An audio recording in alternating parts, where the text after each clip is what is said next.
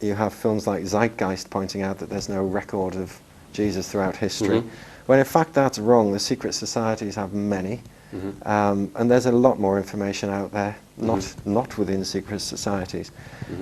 Point being that Jesus, if you track it back, this story is, if it's not dead correct, it's certainly provably a lot more correct than the myth that has been spun. And it's around this myth that the big con is taking place today. That Jesus was of the line of the pharaohs, arguably the last of the pharaohs, in exile in Judea.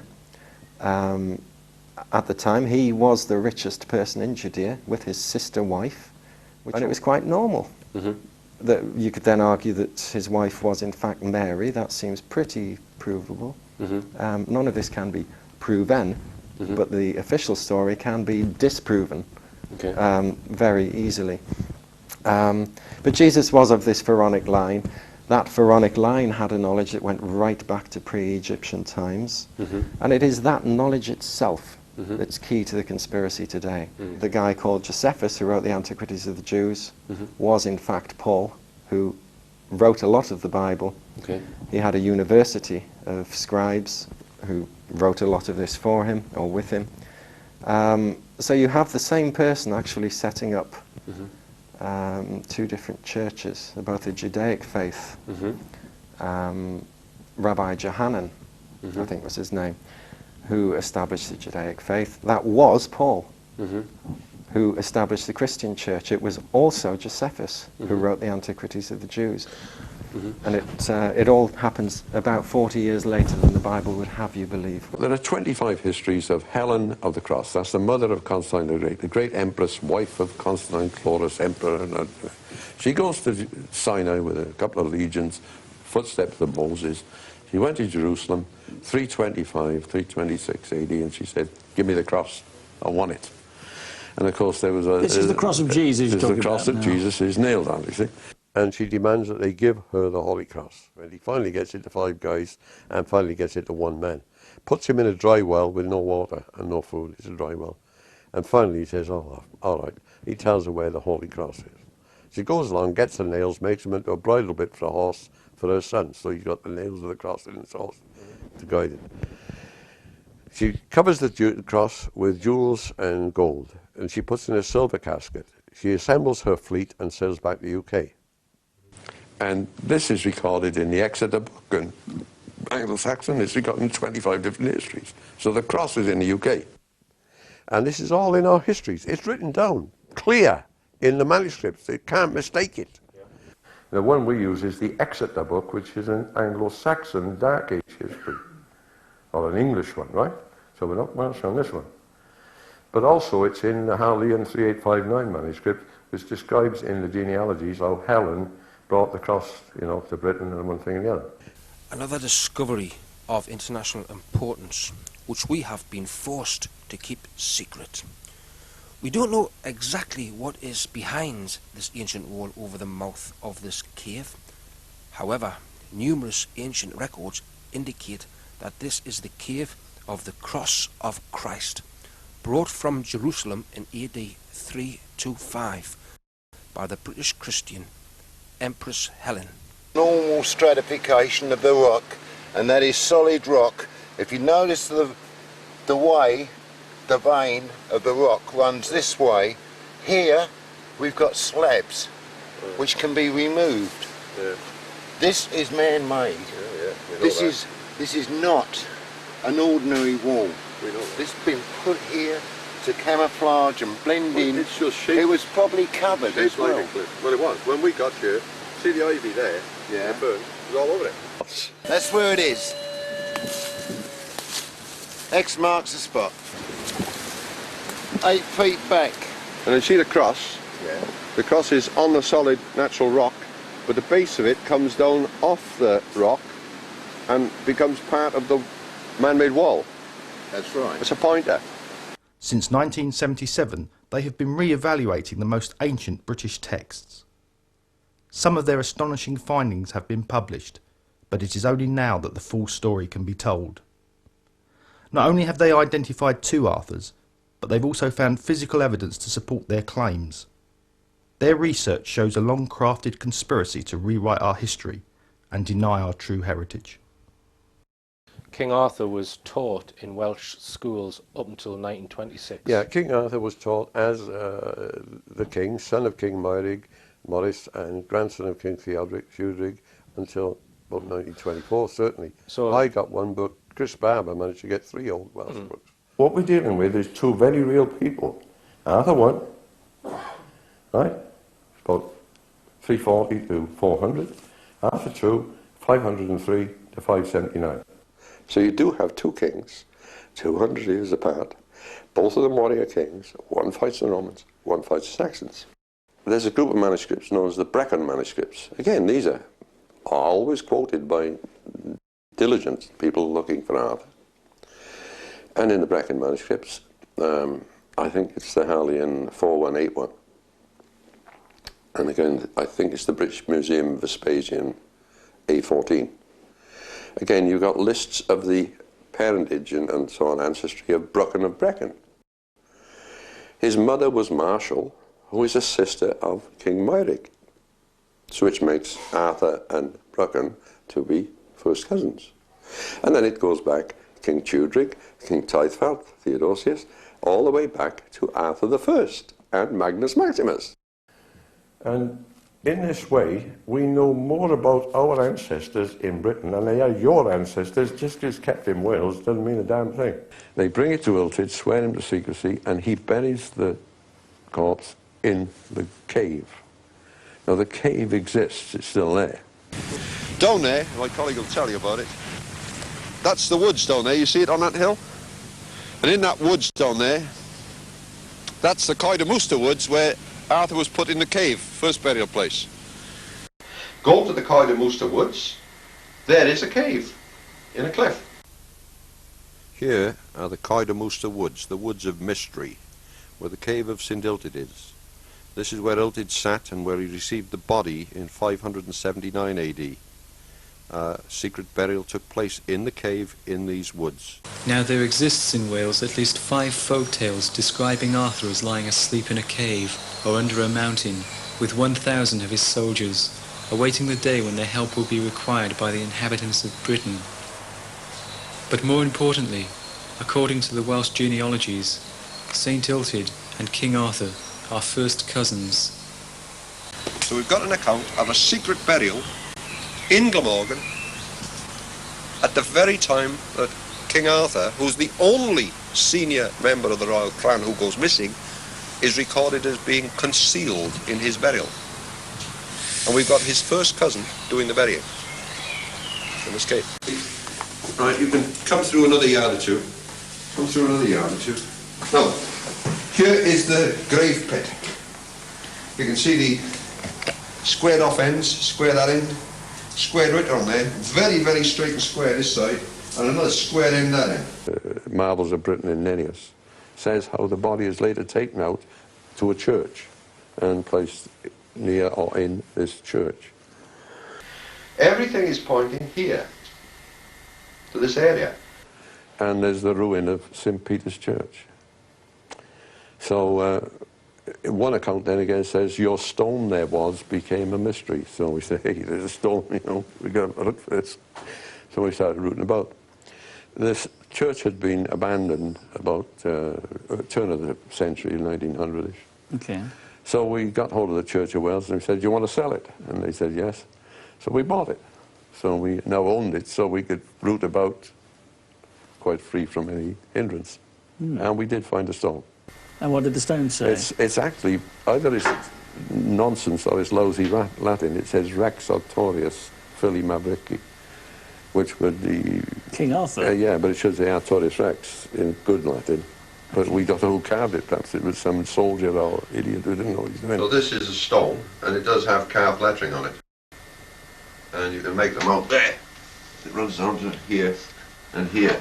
And this is where you found the King Arthur burial cross. Yeah, the cross is there. Just tell us about the cross, Alan. And Richard Melbourne found it. Richard Melbourne. Is he an archaeologist? No, he's one of the diggers. One of the diggers. And Okay. he found it. And It's just here on the table. it's on there. Some, Yeah, you want to see it? Can I touch it with my hand now, or do you Yeah, rather you not? can touch it with your hand if you like. Right. If it's Okay. not- Okay. So tell us, Alan, what it's made from, because you've had it independently, scientifically we asked- analysed. Yeah, we wrote to the National Museum of Wales and said, will you analyse it for us? No, if we're supposed to be forgers, we're not going to do that, are we? Yeah.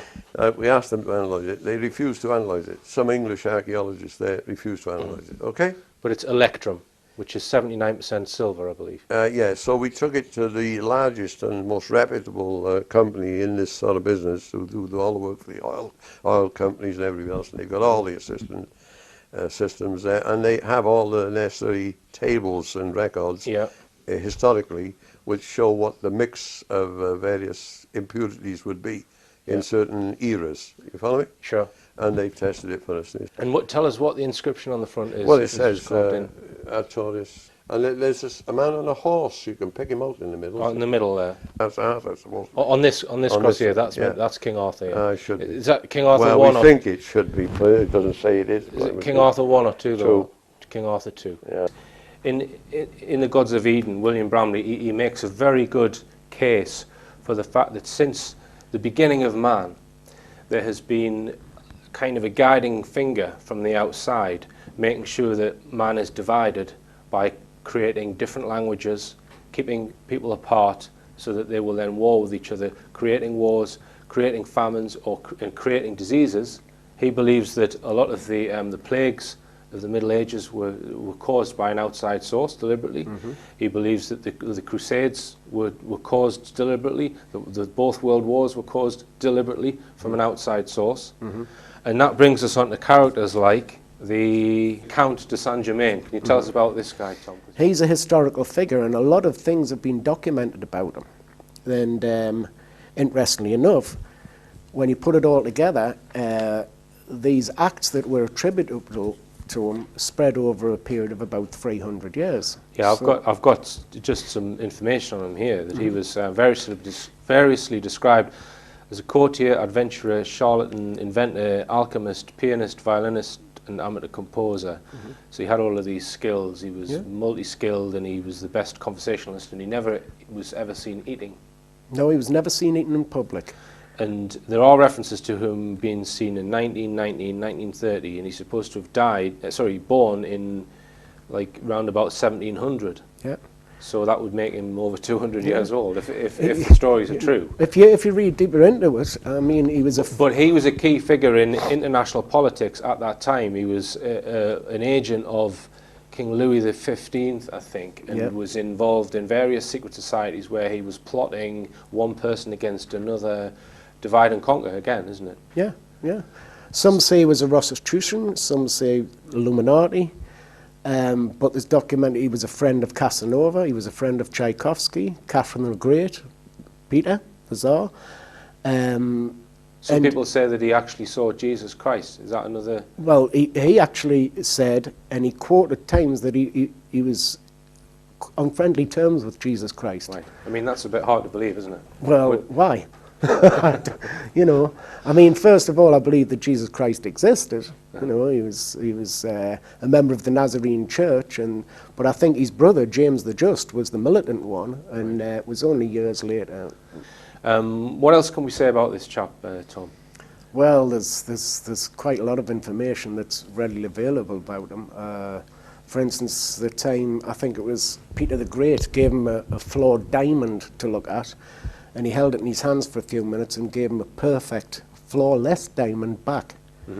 He was reputed to have taken a silver coin from Giacomo Casanova and held it in his hand and gave him it back as pure gold. This is the alchemist part comes in.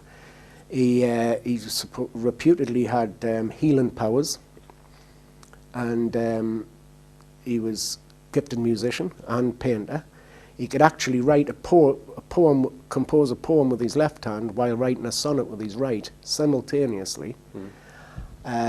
they reckon he could answer... I bet he could do the Rubik's Cube. Probably. I don't know if he could do mine, though. And he was supposed to have the ability to answer questions before you'd actually ask them. Now, you're a Freemason. Yes. You care to tell us about it? Well, I'll be honest with you, as I was doing the research and inquisitive mind, I met one or two gentlemen who were Freemasons, and, you know, through chats over a drink, they extolled the virtues of Freemasonry. And I was attracted to that, you know, the camaraderie, the fraternity, and I was intrigued by the secrecy. Yes. You know, I went into Freemasonry with a predetermined idea. I think when I went through my first degree, it kind of heightened that expectations. It was basically a Freemason must, you know, along with many other good things, you know, look after other Freemasons, like brotherly love, and as long as it doesn't break the laws of Queen or country, help another Freemason in need. And I really liked all of that. And then I went through the second and the third degree when you become a full Mason. It was kind of spiritual. It was very touching, you know, you kind of, and I'll not be saying anything out of turn here, and I'll come to that point in a minute, where you go through the life of Hiram Abiff and Solomon's Temple and all the rest of it. Then I went on to become a fourth degree Mark Master Mason, and I started to be disillusioned, mainly because this fraternity and brotherly love exists within the lodge and at the festive board, but outside of that, in reality, not really. The secrets that I hoped to learn didn't start to appear, and I guess you've got to be up to the 30 and 33 degree Masonry before you learn anything that we're not aware of. And then I started noticing there's books on the library shelves and films being made that pretty much publicize all the oaths and all the secrets that, and everything, and kind of diluted Masonry for me. Right. Now, I think the concept of Freemasonry is, at its heart, is very noble and very good. Whether there's any universal, life-changing secrets to be learned later on, I don't know. Another thing, and this is hearsay, I don't know for sure because I was never asked, but I was told by other Masons that there are branches of Freemasonry, like the Rose Quarter or the Knights Templar, some of which you can't apply to join, you have to be asked personally. Yes. So these guys must kind of look at you, vet you, and have a good think about you, and then black or white ball you, and invite you personally. And you might learn different things then, and I mean the Knights Templar is a whole different ball game. I mean, one of the things that disillusioned me, I always wondered why the Grand Master was always a member of royal family. Mm-hmm. Why? Because I wouldn't say I was anti-royalist, but I'm not a royalist, you know. Why should he have that great honour just because he has royal blood? I've come up with a kind of motto for myself in this whole project, and it's basically there's one world, there are one people, and there can only be one truth. We might have many religions and many political beliefs, but they can't all be right. There's got to be one truth. Now we'll have to find out what that is, what that one truth is. And I believe it to be that we were manipulated genetically by a greater power external to Earth, and we are therefore not indigenous to this planet. We are hybrids of them. We all have powers, innate abilities that some of us aren't even aware of. We're all capable of greater things than we believe we're capable of, but we're all being manipulated and brainwashed to a certain extent to know our place, yes, to keep our backs down, keep the mill grinding, and keep the pennies pouring in.